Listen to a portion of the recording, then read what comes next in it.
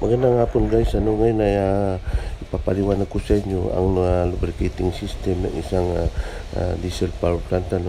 So guys, dito sa ating example ay ang makina natin ay or ang ating main engine is Wärtsilä 4-stroke 8-cylinder B-type with a piston displacement of 18.47 liters per cylinder. So malaking makina to guys.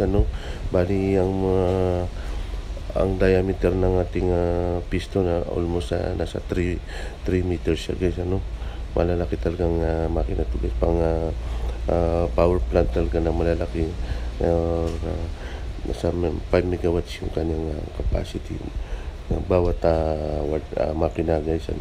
So guys, ito ang kanyang mobile guard 440 yung ginagamit na langis at pag-deliver ng ating banay ng mga tanker pupunta ito sa ating main tank na may capacity ng 20,000 liters, at then pupunta ito sa ating sump tank na may capacity na 4,000 liters na laman niya, na siyang sinusupply ng ating engine driven pump at ang ating electric pump na nakapara din guys.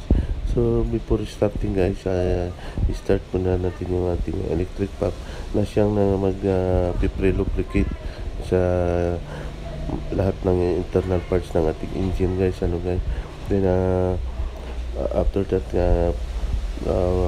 papasok yung ating kwan sa thermo valve na 3-way valve to guys. Isa papasok sa low oil cooler, saan man sa auto filter, at ang iba naman ay pupunta siya sa ating yung sa ating sa mga low oil channel ng ating diesel engine guys. So guys, yan yan ang pinaka low oil circuit ng ating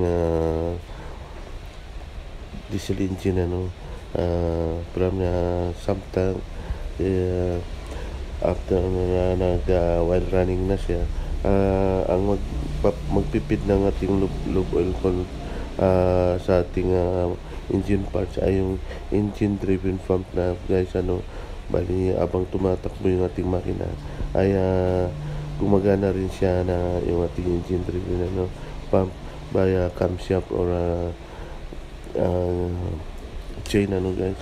So yan na yung nagdadala ng langis sa ating lube oil channels para magkaroon ng continuous lubrication yung ating mga internal parts ng engine.